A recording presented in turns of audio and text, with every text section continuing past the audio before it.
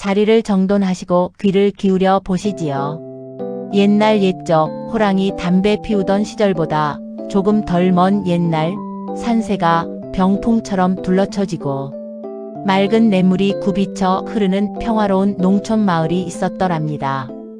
때는 바야흐로 초여름의 문턱, 이른 아침부터 너른 들판은 허리 한번 제대로 펼 새 없이 분주한 농부들의 땀방울로 달궈지고 있었지요. 쨍쨍 내리쬐는 햇살 아래 질척이는 논바닥에 종아리를 푹푹 담그고 모를 심는 농부들의 노랫가락이 구성지게 메아리 쳤습니다.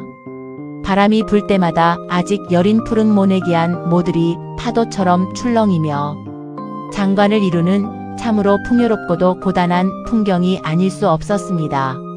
이 넓은 들판의 10중 8구는 이 마을의 절대적인 지주 천석군 김진사의 소유였습니다. 저 멀리 마을 한가운데 기와 지붕이 하늘을 찌르듯 솟아있는 99칸짜리 고래등 같은 기와 집이 바로 김진사의 댁이었지요.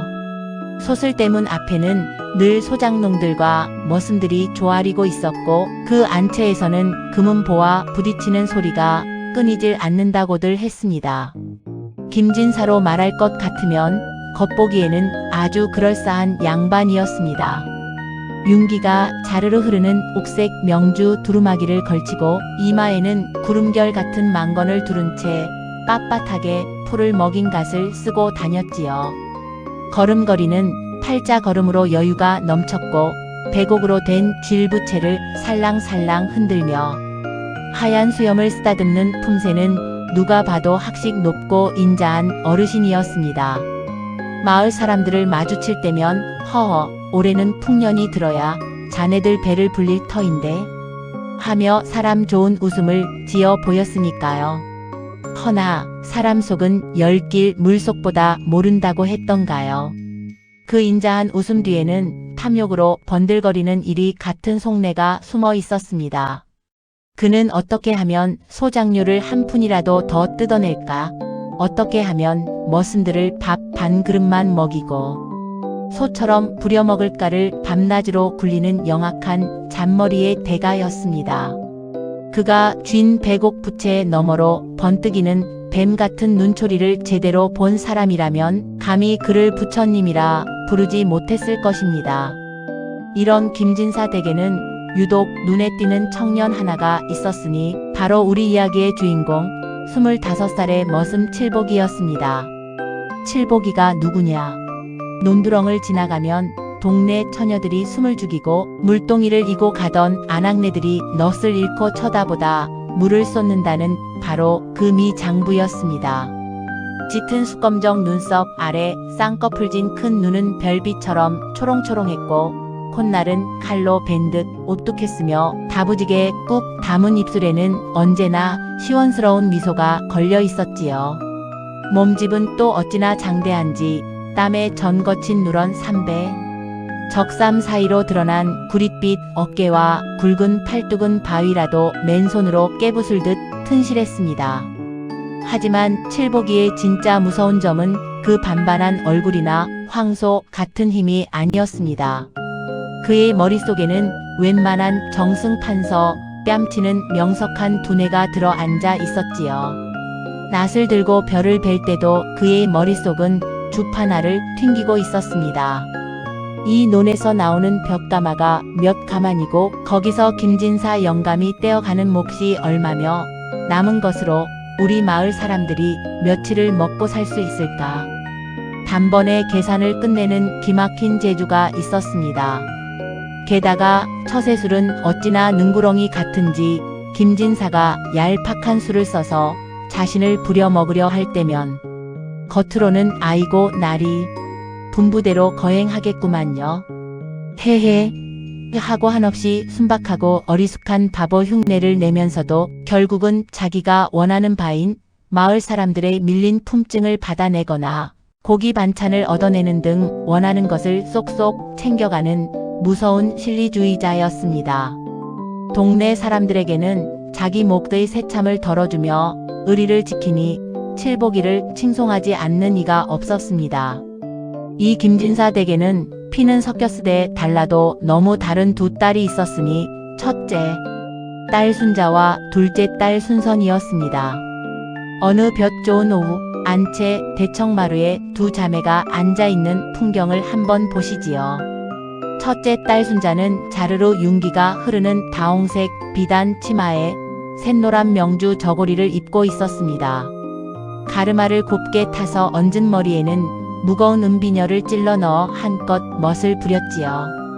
아버지 김진사의 탐욕을 고스란히 물려받은 그녀는 턱을 빳빳하게 쳐들고 눈꼬리를 치켜뜬 채 아랫사람들을 쥐 잡듯 잡는 표독스러운 성격이었습니다.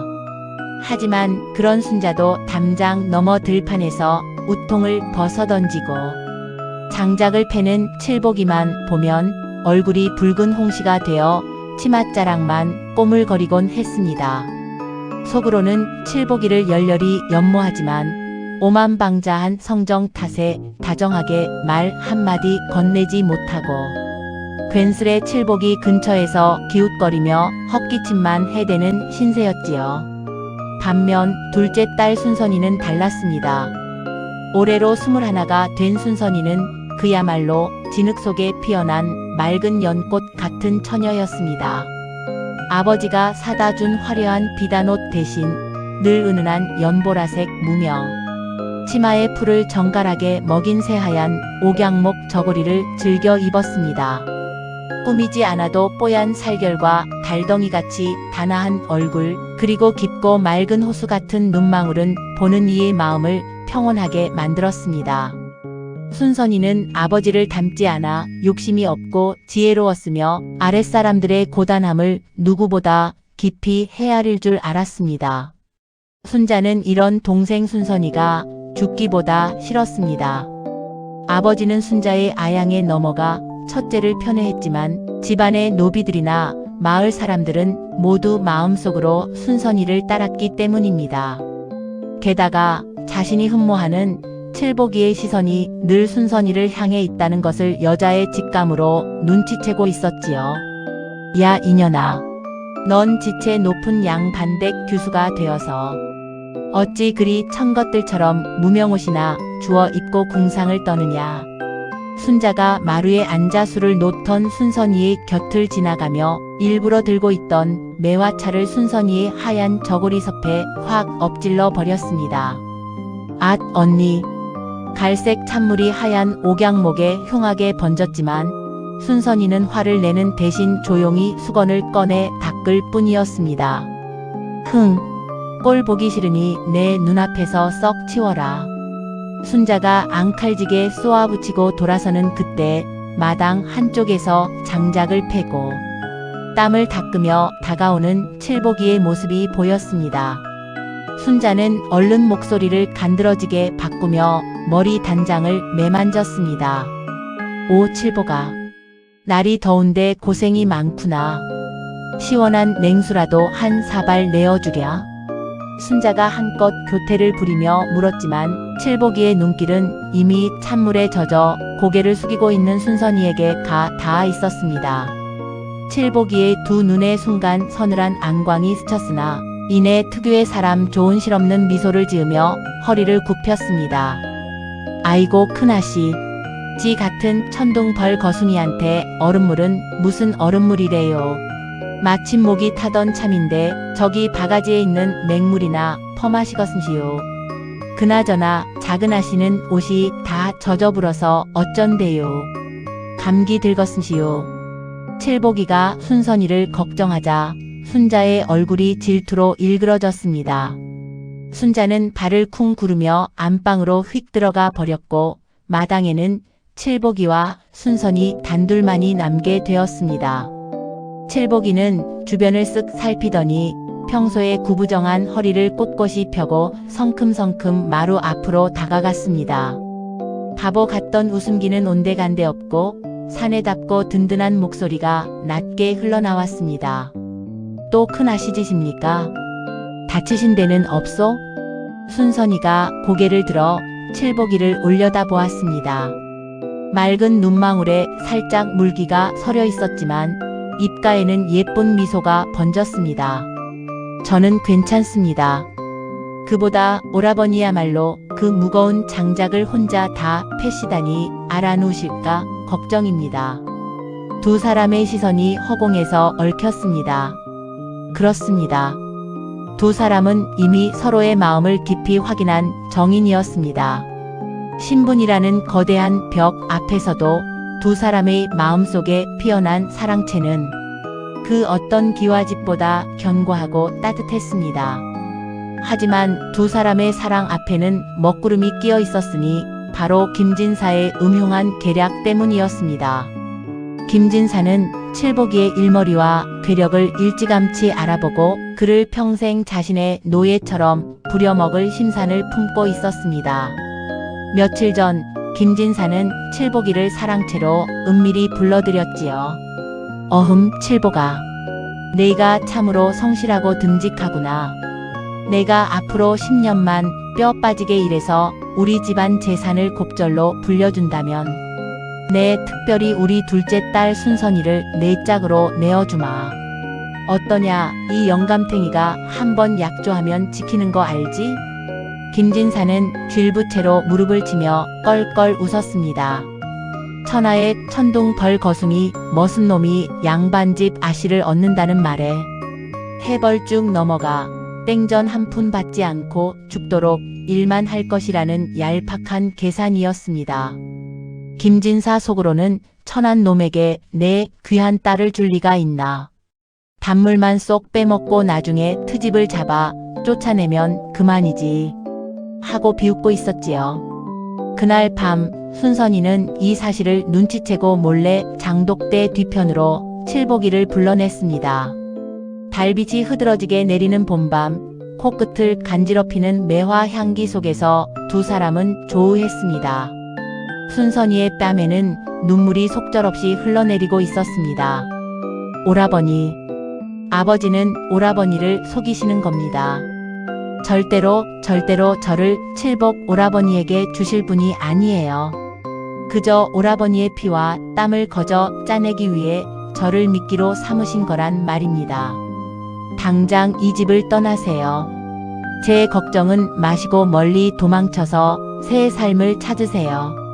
달빛에 비친 순선이의 눈물 젖은 얼굴을 보며 칠복이는 거칠고 커다란 손으로 조심스레 그녀의 눈물을 닦아주었습니다.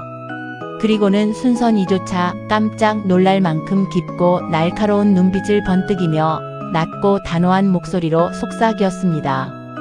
순선 아씨, 울지 마오.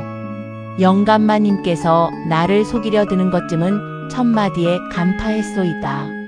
하지만 나는 도망치지 않소. 어찌해서요. 아버님의 탐욕은 끝이 없단 말입니다. 오라버니가 뼈가 부서지도록 일만 하다가 쫓겨나면 어찌하시렵니까? 칠복이는 가볍게 소리내어 웃었습니다. 그 웃음에는 여유와 알 수 없는 자신감이 가득 차 있었습니다. 내 이마에 맺힌 땀방울 하나하나가 다 계산에 들어있소이다.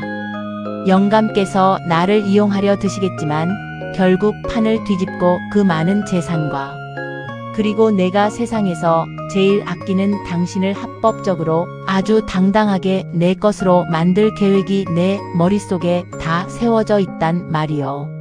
나를 믿으시오. 기나긴 장기판이 될 것이요.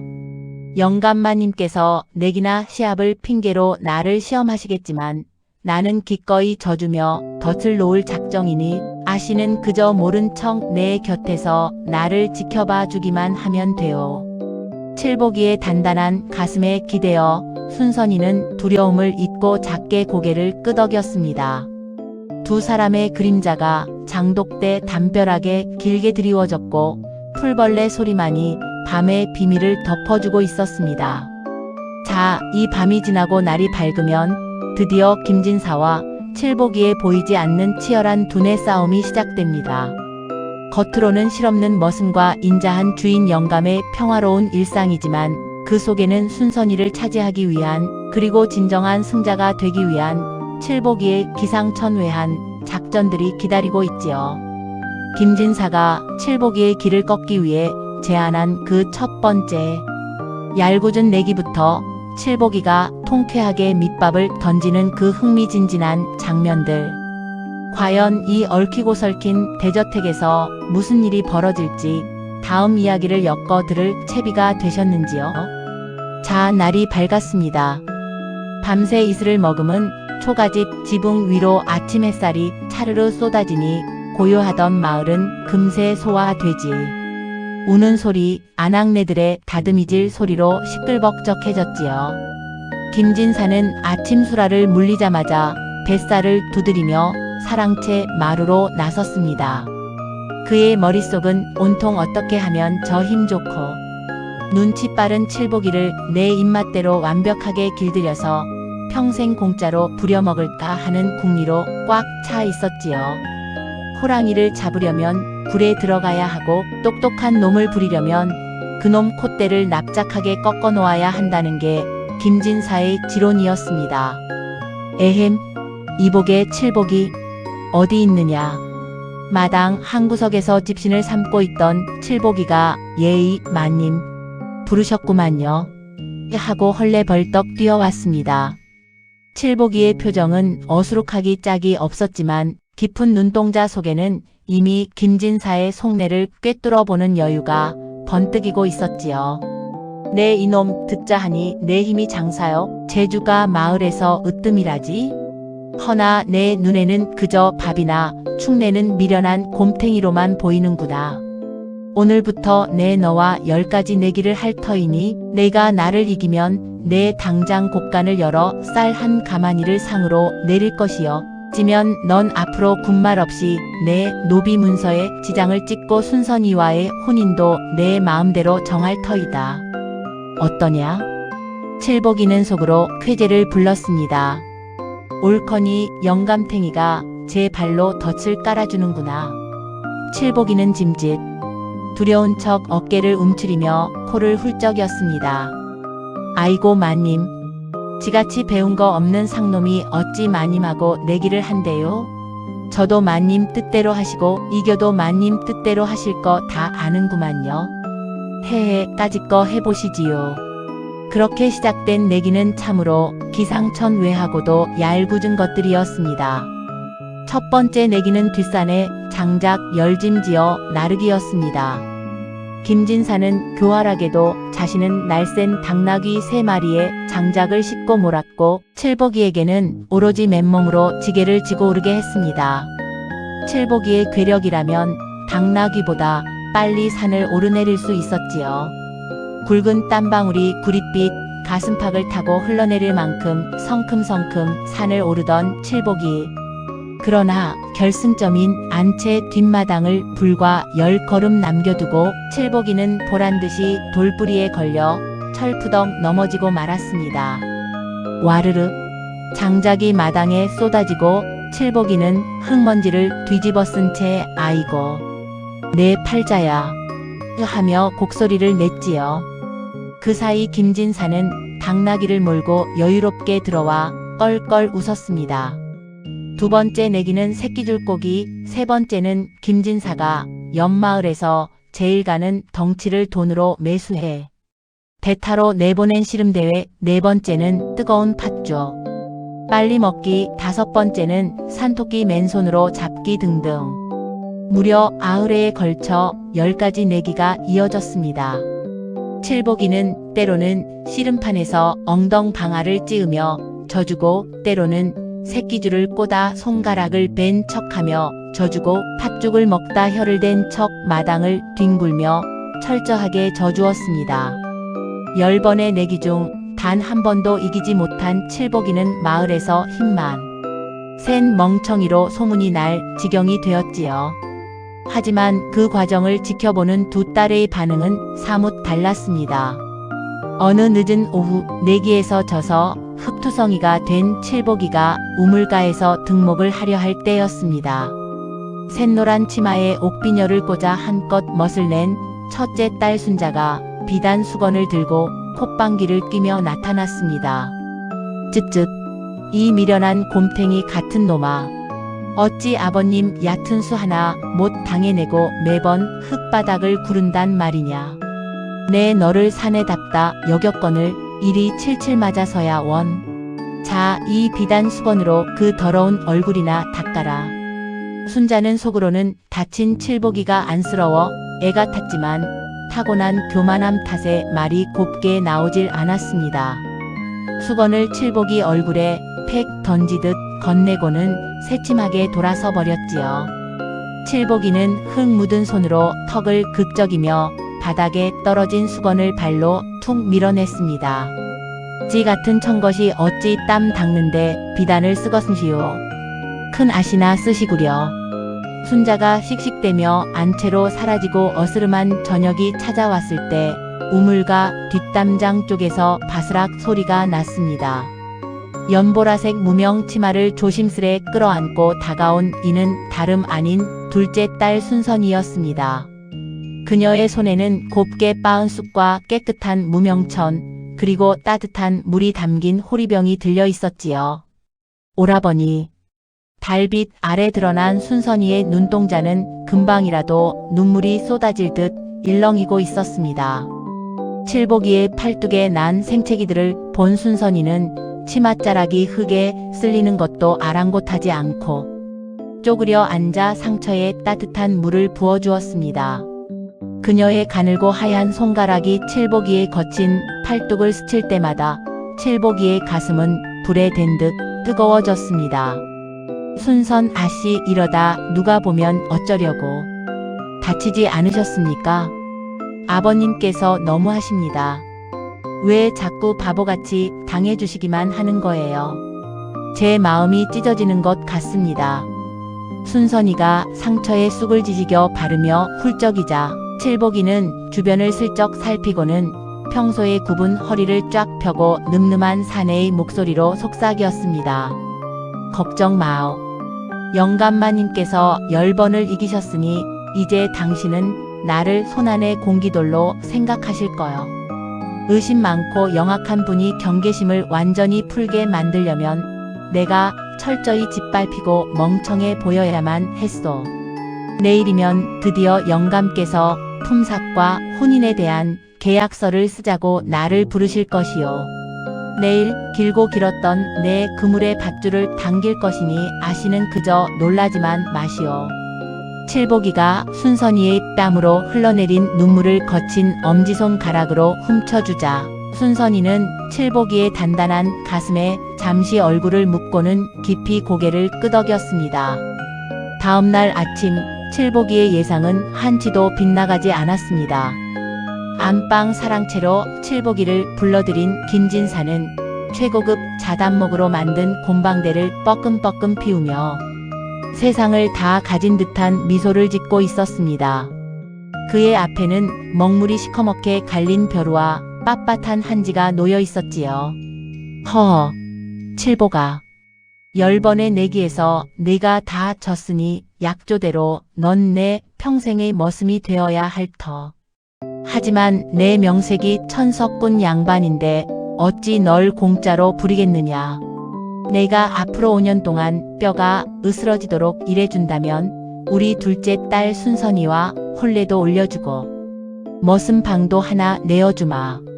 자, 다른 머슴들이 한 달에 품삯으로 10량씩을 받으니 내 놈도 10량을 주면 되겠지? 김진사는 속으로 콧노래를 불렀습니다. 이 멍청한 놈이 내 꿰매 넘어가 10량에 5년 노예 계약을 하겠구나. 하고 말입니다. 그때였습니다. 바닥에 엎드려 바보처럼 헤헤거리던 칠복이가 갑자기 정색을 하더니 무릎을 꿇은 채 고개를 조아렸습니다. 아이고 마님. 지가 힘만 셌지 머리에 든 게 없어서 숫자를 잘 모른대요. 한 달에 10량이라니요? 너무 벅차구만요. 지는 큰돈은 필요 없고 그저 셈하는 법이나 좀 배우고 싶구만요.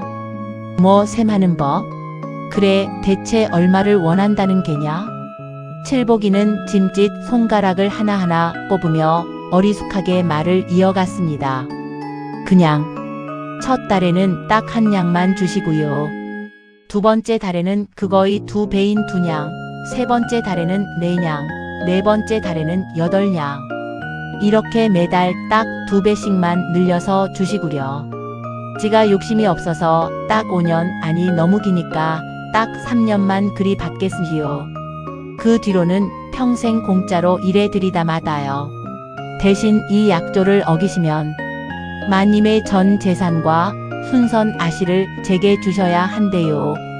김진사는 어리둥절하여 속으로 주파나를 튕겨보았습니다. 첫 달 1냥, 둘째 달 2냥, 셋째 달 4냥, 넷째 달 8냥, 다섯째 달 16냥. 허허, 반년이 지나봐야 고작 몇십 냥밖에 안 되는구나. 10달이 되어도 500냥 남짓이고. 이 무식한 놈이 셈을 못하니 스스로 제 무덤을 파는구나. 1년, 2년이 지나도 그깟 몇천 냥 내 헛간에 쌓인 은화로 충분히 치르고도 남아.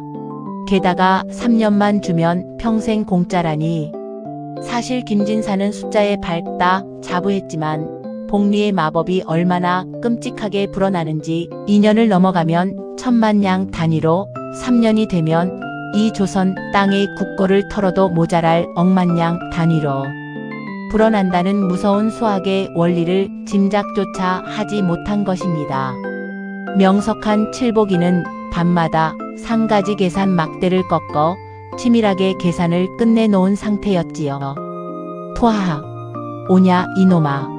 내 놈 뜻이 정 그렇다면 내 놈의 어리석은 소원을 들어주마. 첫 달 1냥, 두 번째 달 2냥, 세 번째 달 4냥. 매달 2배씩. 딱 3년이다. 내 당장 문기를 작성할 터이니 이리 와 지장을 찍거라. 김진사는 신이 나서 붓을 들어 거침없이 한지의 약조문을 휘갈겨 썼습니다. 혹여 칠복이가 말을 바꿀까 두려워 만약 주인이 약조된 품증을 지급하지 못할 시 김진사의 전 재산인 가옥과 전답 그리고 둘째 딸 순선과 칠복의 결혼을 아무 조건 없이 승인한다라는 내용까지 또박또박 적어 넣었지요. 자, 여기 내 붉은 인주로 엄지를 꾹 찍었으니 너도 얼른 지장을 찍어라. 칠복이는 엎드린 채 서서히 고개를 들었습니다. 바보처럼 굽실거리던 입가에 누구도 눈치채지 못할 선을 하고도 통쾌한 미소가 번개처럼 스쳐 지나갔습니다. 칠복이는 인주를 듬뿍 묻혀 약조문 위에 꾹 선명한 붉은 도장을 남겼습니다. 사각 사각. 바람이 불어와 처마 끝의 풍경이 흔들리며 묘한 소리를 냈습니다. 김진사는 자신이 천하의 미련한 놈을 거저 얻었다고 껄껄대며 배를 잡았고 문 밖에서 엿듣고 있던 순자는 저 바보가 결국 제 무덤을 파는구나 하며 비웃었지만 마당 청소를 하던 순선 이만희 칠복이가 쳐놓은 거대한 거미줄에 탐욕스러운 아버지가 완벽히 걸려들었음을 알고 심장이 뛰기 시작했습니다. 이제 첫 달, 두 달. 시간이 흐를수록 김진사의 얼굴빛은 어떻게 변해갈까요? 칠복이의 소름. 돋는 복리 계산법이 김진사의 헛간을 어떻게 털어버릴지 다음 이야기가 궁금하시다면 크게 한번 청해 주시지요. 자, 지장까지 꾹 찍힌 문기를 품에 넣고 돌아서는 칠복이의 발걸음은 깃털처럼 가벼웠습니다. 김진사는 그 뒷모습을 보며 저 천하의 바보, 멍청이, 평생 내 집 마당이나 쓸다 늙어 죽을 놈 하며 쥘부채를 딱딱 치며 호탕하게 웃었지요. 하지만 그 웃음이 피눈물로 바뀌는 데는 그리 오랜 시간이 필요치 않았습니다. 세월은 유수와 같이 흘러 어느덧 들판의 초록 모들이 황금빛으로 익어가는 가을이 되었습니다. 첫 달 금음날 김진사는 호기롭게 엽전 한 냥을 칠복이의 거친 손에 쥐어 주었습니다. 옛다 내 놈이 원한 한 냥이다. 껄껄껄. 두 번째 달에는 2냥, 세 번째 달에는 4냥, 네 번째 달에는 8냥. 칠복이는 그때마다 굽신거리며 아이고 나리. 이리 큰 돈을 주시다니. 지는 몸 둘 발을 모르겠으시오. 하고 바보처럼 실실 웃었지요. 그 사이 칠복이는 소 3마리가 할 일을 혼자서 해치웠습니다. 이른 새벽 안개가 거치기도 전에 일어나 타작마당을 쓸고 장정 5시 끙끙대는 벽가마니를 양어깨에 척척 짊어지고 곳간을 채웠습니다. 김진사의 가을 추수는 그에 따라 유난히 풍년이어서 마당에는 벼 무더기가 산처럼 쌓였고 일꾼들의 타작 소리가 끊이질 않았습니다. 김진사는 곳간에 쌓이는 곡식을 보며 칠보기와의 내기가 자신의 평생 제일 가는 신의 한 수였다고 굳게 믿었습니다. 하지만 이 평화로운 풍경 속에서도 첫째 딸 순자의 가슴 속에는 시기심의 불길이 타오르고 있었습니다. 어느 서늘한 가을 저녁, 순자는 칠보기의 마음을 얻어보고자 밤새 은사로 화려하게 술을 놓은 비단 주머니를 들고 칠보기의 머슴방 앞을 서성였습니다. 때마침 외양간에서 소 여물을 주고 나오던 칠보기와 마주쳤지요. 칠보가, 흠흠, 날씨가 제법 쌀쌀해졌구나. 내 널 위해 특별히 향낭을 하나 지었으니 품에 품고 다니거라. 청것들이 차는 냄새나는 무명 주머니와는 질이 다를 것이야. 순자가 도도한 척 턱을 치켜들고 주머니를 내밀었지만 칠보기는 여전히 구부정한 자세로 머리를 극적였습니다. 아이고 큰아씨. 지같이 흙구덩이에서 구르는 놈이 어찌 그리 귀한 걸 찬대요? 소똥 냄새만 벨 턴디 아시나 고이 간직하시구려. 그러고는 휙하니 몸을 돌려 헛간으로 들어가 버리는 것이 아니겠습니까? 순자의 얼굴이 붉은 고추장처럼 달아올랐습니다. 수치심과 분노로 부들부들 떨던 순자는 그 길로 동생 순선이의 방으로 쳐들어갔습니다. 마침 순선이는 다가올 겨울을 대비해 칠보기에게 몰래 지어줄 두툼한 무명 솜저고리를 짓고 있었습니다. 순자는 다짜고짜 순선이의 방바닥에 놓인 바느질함과 옥양목, 천을 짓밟고 가위로 갈기갈기 찢어버렸습니다. 내 인연, 내깟게 감히 꼬리를 쳐서 우리 집안 머슴의 혼을 빼놓아? 아버지가 널 저 미련한 놈에게 시집 보낼 줄 아느냐? 넌 그저 미끼일 뿐이야, 이 천치바보 같은 기집애야. 순선이는 찢어진 옷감을 부여잡고 하염없이 눈물만 뚝뚝 흘렸습니다. 소란을 듣고 달려온 칠보기가 문 밖에서 그 참상을 목격했지요. 칠보기의 주먹이 하얗게 질리도록 꽉 쥐어졌지만 그는 지금 당장 나서면 모든 계획이 수포로 돌아간다는 것을 알기에 입술을 깨물며 발길을 돌려야만 했습니다. 그날 밤 공기가 차가운 장독대 뒤편. 칠보기는 미리 아궁이에 구워둔 따끈한 군고구마를 품속에서 꺼내어 순선이의 차가워진 두 손에 쥐어 주었습니다. 순선 아씨 조금만 참으시오. 언니의 폐악질도 영감마님의 탐욕도 모두 끝날 날이 머지 않았어. 저 밤하늘의 북두칠성이 제자리를 찾듯 당신의 눈물도 곧 환한 웃음이 될 것이요.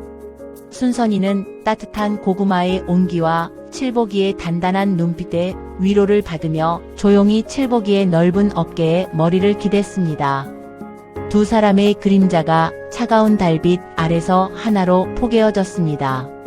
해가 바뀌고 다시 봄이 찾아왔습니다.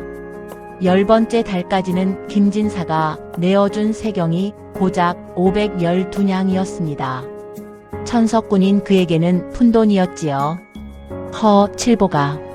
벌써 10달이 지났구나. 역갓 돈 512냥이다. 내 놈이 3년을 약조했으니 이제 고작 2년하고 2달이 남았구나. 하지만 진짜 수학의 공포는 11번째 달부터 이빨을 드러내기 시작했습니다. 11번째 달 1024냥, 12번째 달 2048냥. 1년이 지나자 김진사의 안방 괴짝 하나가 텅 비었습니다.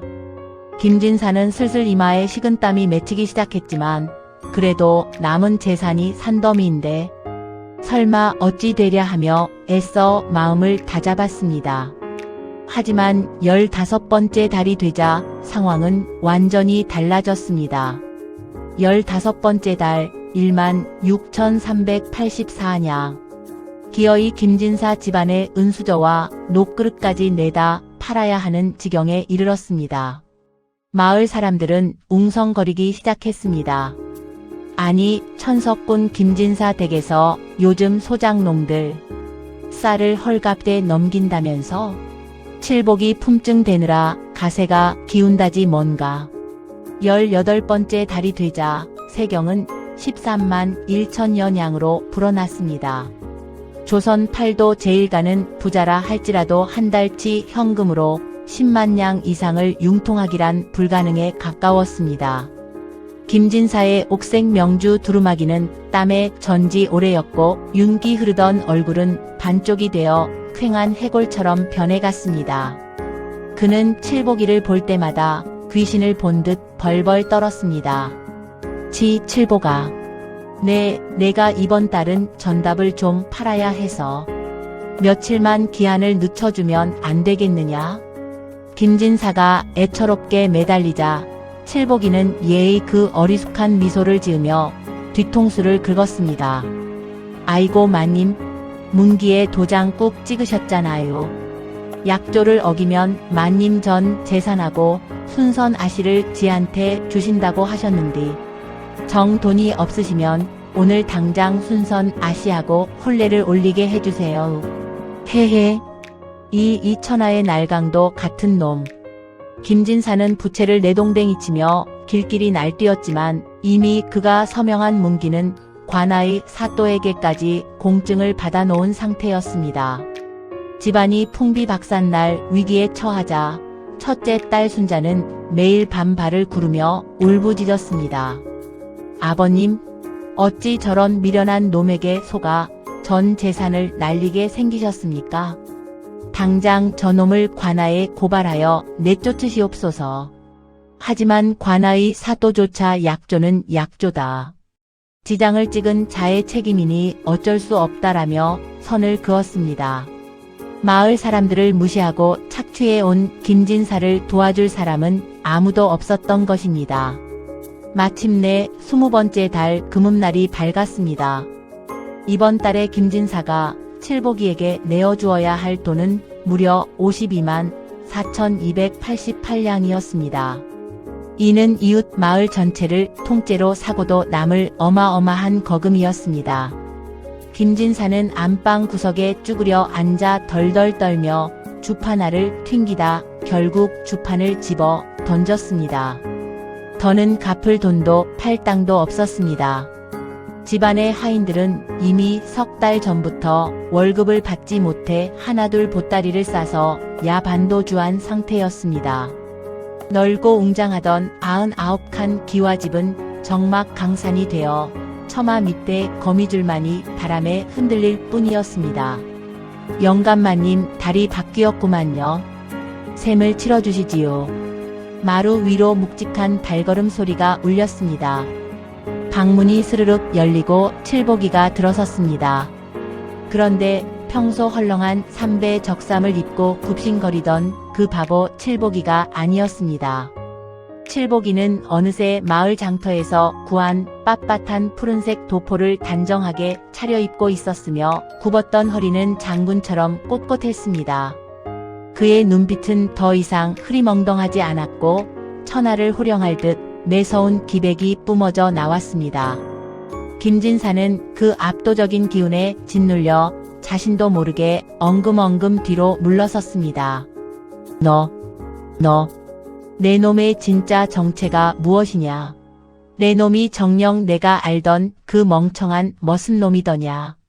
칠복이는 소리 없이 차가운 미소를 지으며 품에서 붉은 지장이 찍힌 문기를 꺼내 바닥에 탁 소리나게 내려놓았습니다.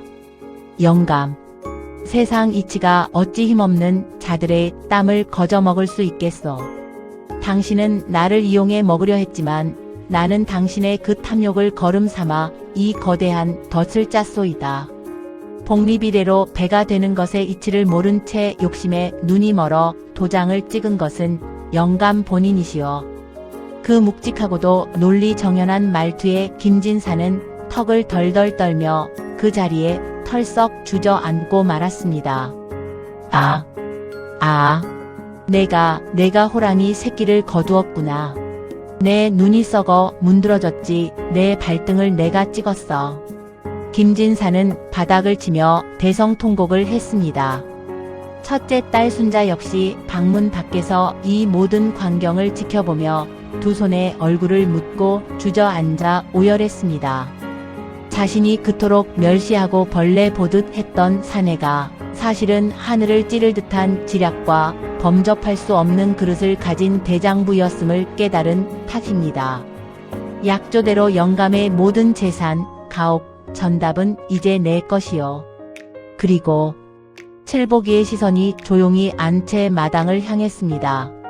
그곳에는 연보라색 치마를 입은 순선이가 두 손을 곱게 모은 채 눈물을 글썽이며 칠복이를 바라보고 있었습니다. 내 평생을 바쳐 지킬 여인 순선 아씨 또한 이제 나의 아내여. 이야기의 끝은 어찌 되었을까요? 칠복이는 비정한 김진사처럼 무자비하게 그들을 길거리로 내쫓지는 않았습니다. 넓디 넓은 99칸 기와집의 안채는 칠복이와 순선이가 쓰게 되었고 김진사와 첫째 딸 순자는 사랑채 끝방의 가장 작은 방으로 밀려났습니다. 영감, 당신이 평생 소장농들의 피눈물을 짜내어 모은 재산이니 이제는 당신도 손수 흙을 만지며 노동의 가치를 깨달으시오. 내 매달 영감과 순자 형님에게 일한 만큼의 정당한 품증만 내어줄 터이니. 평생 쥘부채만 흔들던 김진사는 그날부로 거친 무명옷을 입고 밭을 매야 했으며 비단옷에 은비녀만 고집하던 순자 역시 소매를 걷어붙이고 부엌대기 노릇을 해야 했습니다. 순자는 처음에는 길길이 날뛰었으나 칠복이의 엄격하고도 공정한 처우 앞에 결국 고개를 숙일 수밖에 없었지요.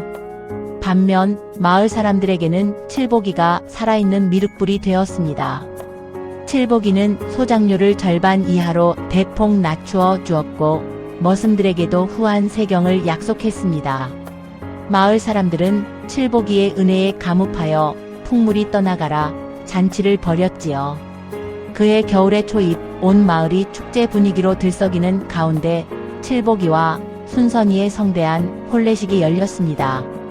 마을 한가운데 마련된 초래청에는 구경꾼들이 인산인해를 이루었습니다. 사목안대를 갖춰 입고 가슴에 화려한 흉배를 단 칠복이의 모습은 늠름하기 짝이 없었습니다. 그 곁에는 붉은 화롯을 입고 족두리를 쓴 채 두 뺨에 연지 곤지를 곱게 찍은 순선이가 수줍은 미소를 짓고 있었지요. 바람이 불 때마다 화롯에 수놓아진 모란꽃이 춤을 추듯 화사하게 빛났고 두 사람을 바라보는 마을 사람들의 얼굴에는 웃음꽃이 만발했습니다. 신랑 신부 맞절.